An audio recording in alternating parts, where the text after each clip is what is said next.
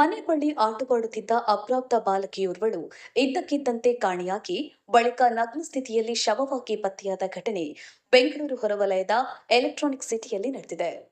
ಅಸ್ಸಾಂ ಮೂಲದ ಅಪ್ರಾಪ್ತ ಬಾಲಕಿ ಗುರುವಾರ ಸಂಜೆ ಕಾಣೆಯಾಗಿದ್ದು, ಶನಿವಾರ ಬೋಳುಗುಟ್ಟದ ನೀಲಗಿರಿ ತೋಪಿನಲ್ಲಿ ಶವವಾಗಿ ಪತ್ತೆಯಾಗಿದ್ದಾಳೆ. ಬಾಲಕಿ ಕಾಣೆಯಾದ ಬಳಿಕ ಪೋಷಕರು ಹುಡುಕಿದ್ರು. ಪತ್ತೆಯಾಗದ ಹಿನ್ನೆಲೆಯಲ್ಲಿ ಪೊಲೀಸ್ ಠಾಣೆಯಲ್ಲಿ ದೂರು ದಾಖಲಿಸಲಾಗಿತ್ತು. ಶವ ಪತ್ತೆಯಾದಾಗ ಲೈಂಗಿಕ ದೌರ್ಜನ್ಯ ಎಸಗಿ ಕೊಲೆ ಮಾಡಿರುವ ಶಂಕೆ ವ್ಯಕ್ತವಾಗಿದೆ. ಬಾಲಕಿಯ ಗುರುತು ಸಿಗಬಾರದೆಂದು ಮುಖವನ್ನ ಕಲ್ಲಿನಿಂದ ಜಜ್ಜಲಾಗಿದೆ. ಈ ಕುರಿತು ಫೋಕ್ಸೋ ಕಾಯ್ದೆಯಡಿ ಪ್ರಕರಣ ದಾಖಲಿಸಿದ ಪೊಲೀಸರು ಆರೋಪಿಗಳ ಪತ್ತೆಗಾಗಿ ವಿಶೇಷ ತಂಡವನ್ನ ರಚಿಸಿದ್ದಾರೆ.